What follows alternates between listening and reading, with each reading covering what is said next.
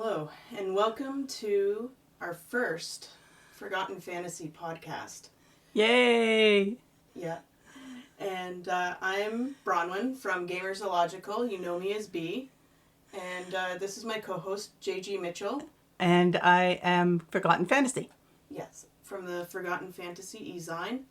Today we're going to be listening to a story called Northern Fairies, and it's based on a true story. Jane, would you like to tell us a little bit about the story and what inspired you to write it? Yeah, I think you will like this story because this is actually based on when your dad and I were first married, and he was a park naturalist in a park up in Northern Ontario. And it was fired over. There was no pines, as much as everybody in Northern Ontario loves pine. It was aspen and birch, and it seemed to have some shining things in the woods. So that's where the story is based. Sounds beautiful. Okay. Northern Fairies. The northern lights ghost danced orange, red, and blue above the birch and aspen. An owl hooted. In the early summer of 1974, Kate and her new husband Mike, the provincial park naturalist, got out of the car and stretched, stiff from the long ride to Geow-lud-mo-sis-eg Park in Northern Ontario. A truck roared up and stopped. Its headlights beamed into the carport of the small residence and office. The truck door slammed. Kate squinted at the black figure swaying in front of the lights. A ranger stepped forward. He had a florid face with graying Elvis sideburns. Sweat stained the underarms of his short-sleeved khaki shirt. The man reeked of beer. "See, you're finally back. No one stays in the house," he said. "Head office told me it's the married quarters." Mike's voice was hard. "They think it helps protect the park to have someone living near the entrance." "Stupid ministry. What do they know about this place? Nothing. Get a place in town." "This is my new wife, Kate. Remember, I took a few days off to get married. Kate, this is Wayne Foster, the head ranger." "Congratulations." Foster stared deep into the forest. Tiny lights flickered, then vanished. He grunted, stumbled back into the truck, and drove off. "Should he be driving?" Kate asked. "Probably not," Mike said. "Drinks a case of 24 every day." "How can he drink that much liquid, let alone beer?" Kate asked. Mike shrugged. The next day, Mike and Kate drove to town to get supplies. On the way back to the park, they stopped for lunch at a log house with a long veranda, the kind of establishment with a home-cooking restaurant and a souvenir shop stuffed with moccasins, tiny birch-bark teepees, wampum, gaudy feather headdresses, silver turquoise, and plastic Indian dolls made in Japan or Taiwan. Kate looked around the gift shop. She honed in on some small baskets brimming with tiny stone stars, flowers, shells, teardrops, and leaves. Someone had bored a hole in the top of each of the trinkets for attachment to a necklace or a bracelet. "They're made by the tears of the Geow-lud-mo-sis-eg, the little people," the Cree woman behind the counter said, crying over the death of the forests. "That's a tall tale. I see those fossils and formations every day at the park. I hope that's not where these came from," Mike said. The woman gave him an unperturbed look. "They're lovely." Kate picked up a pale yellow flower. "You can string some together to make a necklace." The woman glanced at a souvenir beading kit. "Wear it and the fairies will know you're a friend." Kate felt Mike's scorn. In the fall, he would start a Master of Science degree in geology with a full scholarship, and tended to look down on her humble arts program. She felt relieved that when Mike and she had exchanged lovers' confidences, she had never mentioned her mother seeing fairies in the heather of her native Scotland. An ignorant immigrant story, a fanciful old wives' tale, a belief that would have withered under Mike's scientific contempt. She felt an overwhelming urge to clap her hands and shout, "I believe in fairies!" Instead, Kate grabbed one of the beading kits and picked out fossil shells, flowers, leaves, and teardrops. "When you see Geow-lud-mo-sis-eg, it's your attitude that leads to a good or a bad time with them." The woman rang up Kate's purchase. "If you're a person of narrow upbringing," she shot a glance at Mike, "their appearance creates fear and apprehension that can cause a negative outcome. But if you're a positive, open-minded person, the results can be rewarded." Mike snorted. Kate gave the woman an apologetic smile. Each morning, Mike helped Ray, one of the park rangers, supervise the junior rangers. Young men, most of them summer students, who lived in the bunkhouses down by the small lake marked out with a line of orange boys for swimming. They built log bridges and fixed the trails. At noon, Mike returned home for a fried bologna sandwich and their tumbled nap. In the afternoon, Mike collected and mapped the fossils exposed by the rushing river. It never occurred to Kate to join him, though she went on the organized nature walks and took in movie night. Freed from the responsibility of a summer job, Kate read dog-eared fiction gathered from the small public library where Mike put in his interlibrary loan requests for scientific papers. She learned how to clean house. One afternoon, a plague of gauzy, fairy-winged flies flew into the office and promptly died all over the floor.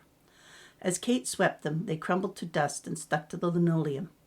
She wondered with a pang of guilt how her mother could work all day in an office, yet keep the family home immaculate without cleaning help. Kate decided to forget about the office floor. She took out the beading kit and the stones, made a fairy stone necklace, and placed it around her neck. Kate dug around in the cupboard for the colander and set out to pick raspberries. Kate noted the paint smear on a tree that marked the beginning of the blue trail and wandered into the forest. Sun dappled down through quivering birch. Huge prehistoric ferns, up to her shoulders, drooped along the path. The air felt cooler in the trees. An invisible breeze rustled the coin leaves of the aspens, the faint scent of leaf mulch and growing. A brook bubbled through moss. Spindly baby poplars and smaller ferns crowded the banks. A butterfly flitted over the orange butter and eggs flowers. Papery Indian pipe clustered at the base of the trees. Cicadas buzzed. Kate crouched down, looking for the rare lady slippers. She lifted a fern and started when something brown skittered away. She raised another fern, and iridescent wings flashed for an instant. Probably the flies that died on her floor. Seemed healthy enough out here. Bulbous ruby and white lady slippers bobbed from long, thin stems. She gazed at them for a while, and then walked along until the trail petered out at a rocky hillock, with a thick patch of raspberries at its base. Kate picked fruit at the outer edge of the canes, and then moved inwards, trying to avoid the thorns scratching her bare arms and legs. Kate picked the fruit at the outer edge of the canes, and then moved inwards, trying to avoid the thorns scratching her bare arms and legs. The hot sun warmed her skin, tanning instead of burning. Thank goodness she was a black Scot, with long, straight, dark hair, brown eyes, and olive skin. For once she felt no envy towards her curly, red-haired sisters. A blue jay cawed. The insects fell silent. The canes ahead of her shook. Brown flashed through the leaves. Last week, Mike had seen a young black bear splashing in the river below the beaver dam. They loved raspberries. Had she walked between a mother and her cub? Kate froze. Go away, she shouted. The canes clattered on one side, then behind her. Invisible stones rattled as if in a jar. A high, wild shriek pierced the heat. The sound of a rabbit caught by a fox, or a bear. Dead silence. The cicadas resumed their buzz. Kate crept forward. A careless path trampled down the canes ahead of her, a sign that a bear lumbered nearby. She clutched the colander and ran, back to the safety of the road and the house. All the washing Kate had foolishly left on the line overnight, every towel, Mike's uniform, the jeans, 2 long-sleeved T-shirts, hung braided in the morning dew. She cursed, a bad habit picked up from Mike. Who'd done this? Perhaps local teenagers out for a night of fun in the park. The junior rangers rattled by in their ancient school bus and sent leering shouts her way. Maybe they had done this as a prank. She ignored them. Not for her the jumping up and down in wild waves of her younger sisters. Besides, she was a married woman now. It sounded good. Foster stood at the end of the small scrub of a yard. He patted his shirt pocket, pulled out a pack of cigarettes, tapped one out and stuck it in the side of his mouth. His hands shook a little as he snapped a lighter several times, then held it up to his cigarette. The smoke curled up past swollen, hungover eyes. You got trouble, he said. Geow-lud-mo-sis-eg did that. You should find a place in town. They'll make your life hell. Too shy and leery to speak, Kate worked at untangling the clothes and willed him to go away. Who needed his sly joke?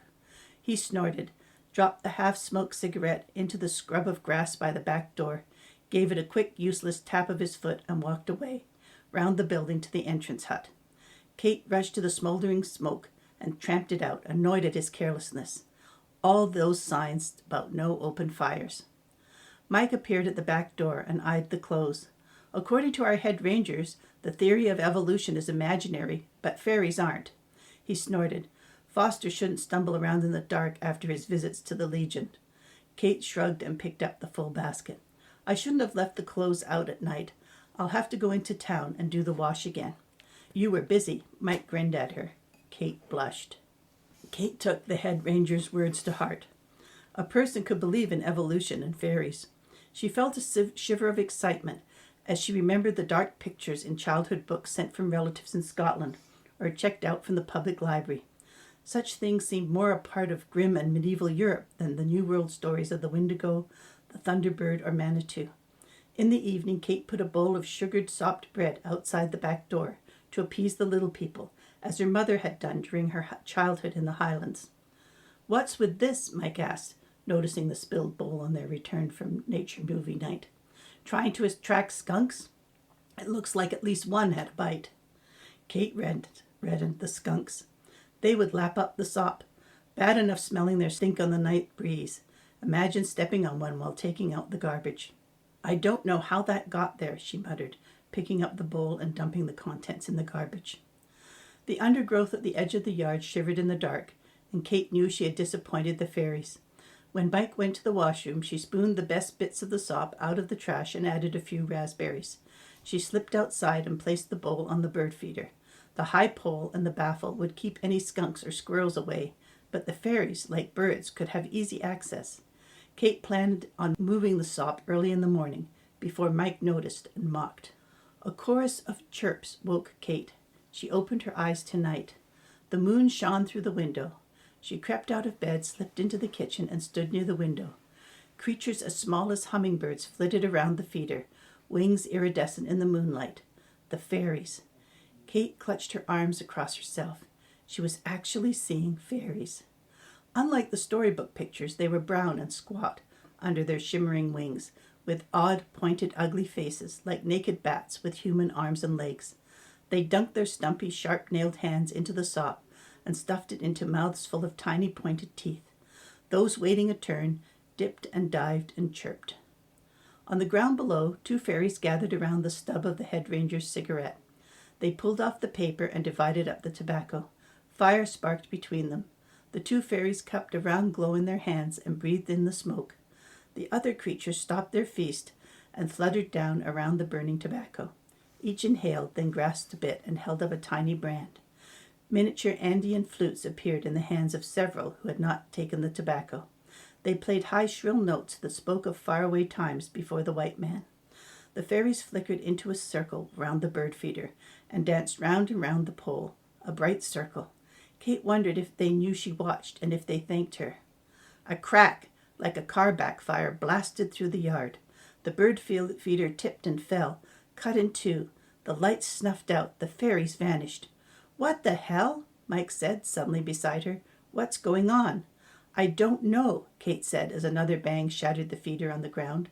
Wood, sop, and plates scattered everywhere. "I'll fix you all!" Foster appeared in the yard. The rifle in his arms swayed in time to his drunken gait. "I'll fix you all!" Mike stormed out the door without a thought to the danger. He ran up to Foster and grabbed the gun from his hands. "What are you doing?" Mike shouted. "You could have shot through our window and killed us." "It's all your wife's fault." Foster stared at him. "What about my wife?" Mike said. "She attracts them. She brings them here," Foster said. "You stay away from my wife. You don't got the sense to control her. Trouble's coming, you'll see. Get out of here or I'll call the cops." "Give me my rifle." "No," Mike said. Foster shrugged. He spun around, wobbling like a child's top, and stumbled off down the road towards the campsite. Mike slammed into the house. "He been bothering you?" Mike asked. "No," Kate said. "He only ever came around here once, yesterday morning when my laundry was all tangled up." Mike shook his head. "The man's a menace." "I need a cup of tea." Kate put the kettle on the stove. Mike noticed the rifle in his hands and placed it carefully in the corner beside the back door. He thudded down in a kitchen chair, his face pinched and drained, as the danger of his actions hit him. "Tomorrow I'm reporting him to the ministry." Kate needed tea biscuits to go with the canned stew for lunch. She popped them in the tiny oven. A check after 15 minutes found a bunch of soggy lumps. No heat. She dumped the biscuits into the cast-iron fry pan. Within minutes, burned dough smoked the kitchen.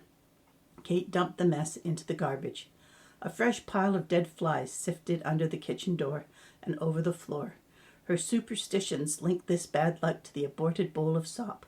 1 o'clock passed. Normally, Mike came early for lunch at 11:30. He wouldn't be late today. He planned to phone the ministry. Kate's mind ran away with her. A tree fell on him.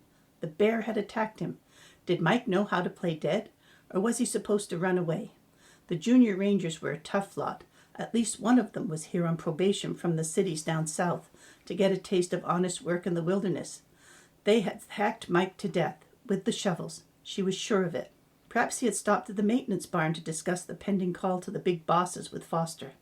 The thought of the possible fight deepened her foreboding. She steeled herself and walked over to the shed. Foster's pickup was parked in the gravel yard. The barn smelled of dying grass, oil, and decay. Silent dust motes dangled in a shaft of light. Dark shadows engulfed the trash truck and the lawnmower. House flies buzzed. No Mike, no Rangers, Park, or Junior. Foster hunched behind his desk in a cluttered back office, a lit cigarette dangling from his lips. Kate's voice sounded sharp in her ears. Mike hasn't come home for lunch. Her question popped out of her mouth without a thought. Did you have a fight about his reporting you to the ministry? Foster stared at her. Without a word, he made her feel that it was all her fault. He levered himself up from his desk, thumped past her, and jumped in his pickup. The vehicle spewed gravel as it roared away. The road dust settled. The cicadas buzzed. Kate stood alone inside the empty barn. Had the head rangers gone to find Mike? Had he left for the Legion? Slow anger grew.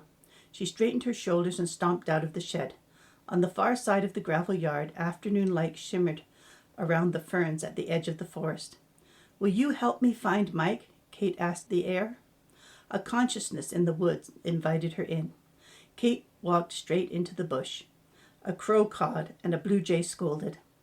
After stumbling through the undergrowth, a flash on a tree showed her the red trail.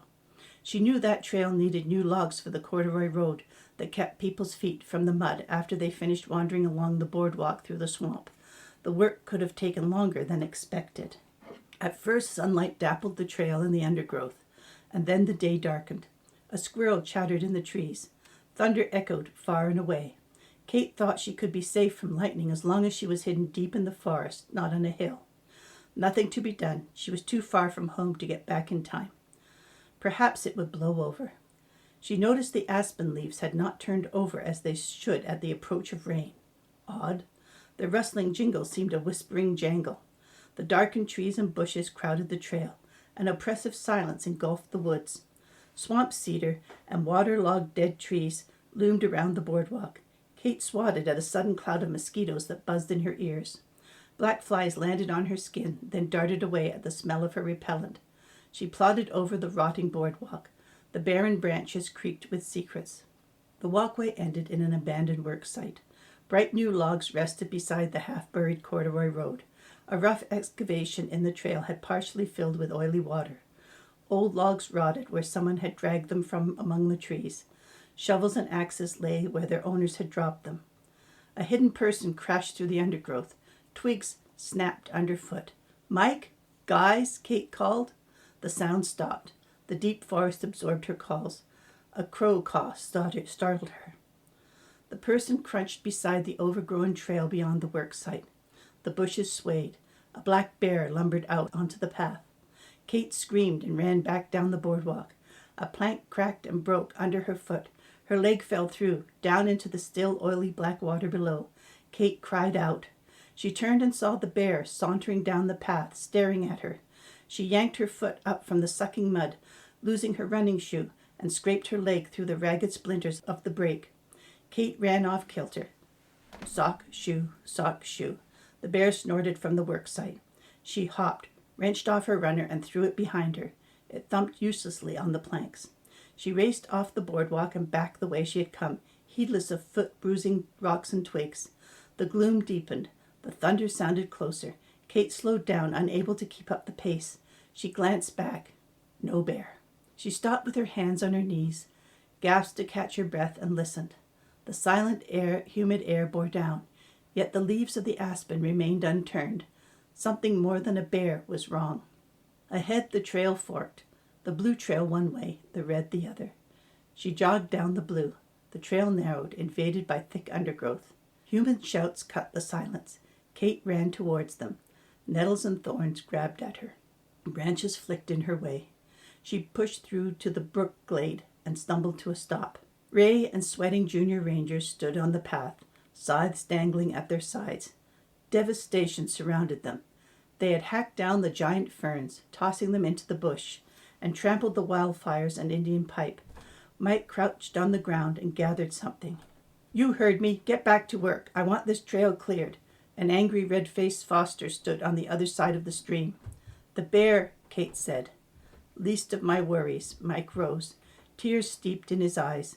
Crushed ruby lady slippers filled his cupped hands. "You bastard," he said to Foster. "You're fired," Foster shouted. "No one crosses me." Dry thunder cracked overhead. Everyone winced. The forest darkened into night. A whirring, chirping black cloud erupted from the bush. Tiny creatures with translucent wings overwhelmed them. The junior rangers screamed and dropped their scythes. Mike dropped the orchids and whacked at the storm. "I rule here, Geow-lud-mo-sis-eg." Foster punched at the horde. "You chased away my stupid wife and kids, but you won't defeat me." The creatures bit and scratched, skin bloodied, clothes tore. Except for Kate. She existed in an invisible bubble, untouched by the whirlwind. "Run for the bus," Mike yelled. They dashed down the trail to the road, the swarm buzzing, and charged up to the bus. The creatures followed, attacking and chewing. Ray jumped in the driver's seat, pulled the lever, and slammed the door closed. "Shut the windows," Mike said. The junior rangers smashed them up and squashed the invaders. They whacked until the attackers inside the bus were dead. The horde slamming against the outside of the windows made a gloom of the interior. Ray turned on the ignition. The bus shrieked and died. "They're in the engine. We're not going anywhere," Mike said. "Where's the head ranger?" one of the boys asked. "Don't know and don't care." Mike sat down on the aisle seat beside Kate and put a protective arm around her. "He's not in here," Ray said. Kate leaned over and picked up a dead fairy from the floor. It looked so small and vulnerable, its wings crushed and its arms and legs curled up like a dead spider. The live ones, ugly faces distorted in grins of hate, beat their fists and kicked against the windows. "What are they?" The junior ranger used a sleeve to wipe the blood dripping down his forehead. "Geow-lud-mo-sis-eg. Fairies, little people," Kate said.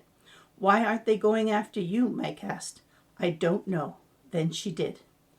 Kate placed the dead creature on the seat beside her, undid her necklace, and poured the stones into her hand. "Destroying their glade was Foster's idea, right?" The rangers nodded. She walked down the bus aisle. "Take one of these, they're fairy tears, and show you don't normally destroy the forest." Each took one. Kate handed the second last to Mike, to whom she could now tell anything. He would believe. "Hold your stones up to the windows." Kate had no idea if her idea would work. They held them up. The roar lessened. Silence as the fairies dropped away. Ray tried the engine again. It refused to turn over. Packed with bodies.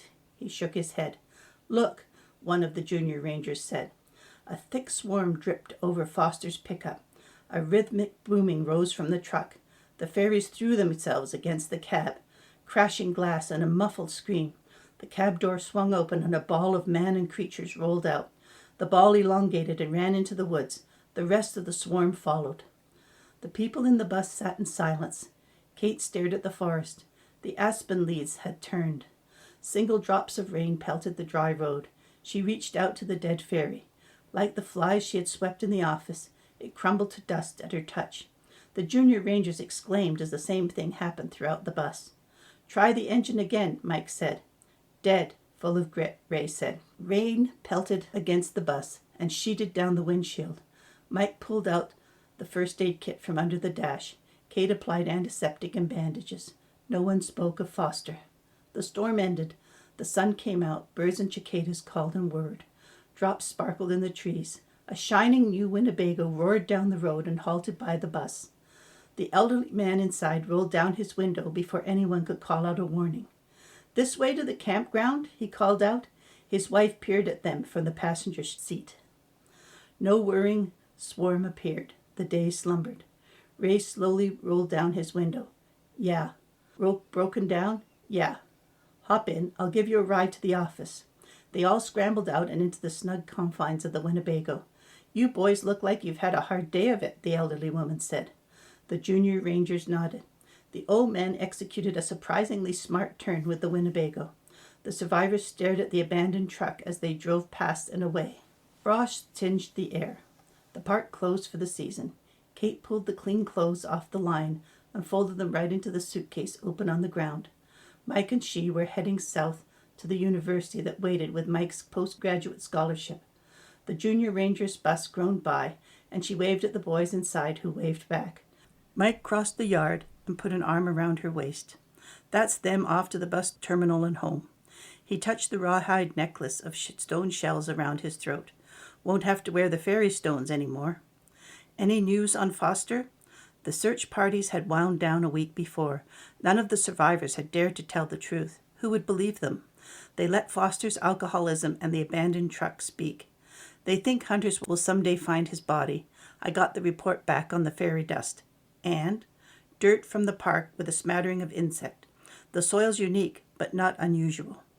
Kate glanced over at the forest.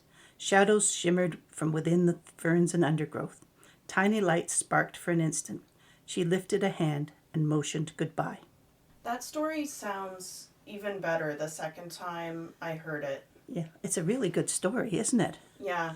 I was surprised how good it was. I couldn't help but cringe at the fried bologna sandwich and the that's Elvis hair burns. 70s. Elvis sideburns. Yeah. Yeah. It was the 70s. And it makes you wonder, it's like the fairies didn't make his family leave him. It was probably his alcoholism, you think? Yeah. Yeah. Yeah. So, wow. Anyway, well, I'm glad you enjoyed it, and I hope that the listeners enjoy it as well. It's our first try, so... yeah, we're going to keep improving the quality of our podcasts, and we will have another one up next week. Starting the novel, the first book of the Tales of Tanshi, which is a vampire novels that I have written. We will give you a few more details on that later in the week. We'll put up what it's all about. Excellent. I'm excited for it. I've been a fan of my mom's writing, and this isn't just because I'm related to her. It actually is good. Yeah. And thank you. Because I've read a number of books, and I'm actually very picky as to what holds my interest. If something doesn't hold my interest, I'll stop reading it like halfway through. And her stuff is very good. It's like action packed, and it holds your it hooks you really well. The vampire novels will be definitely action packed because hello, they're vampires. It'll definitely be something to bite into. Oh God, that's terrible. I couldn't help it. I couldn't. Sorry, I couldn't help it. Okay. Oh, that's going to cause a bit of bad blood between the family. Well, we'll see you next week. And as always, everybody, y'all take care and good health. And keep well. Bye-bye now.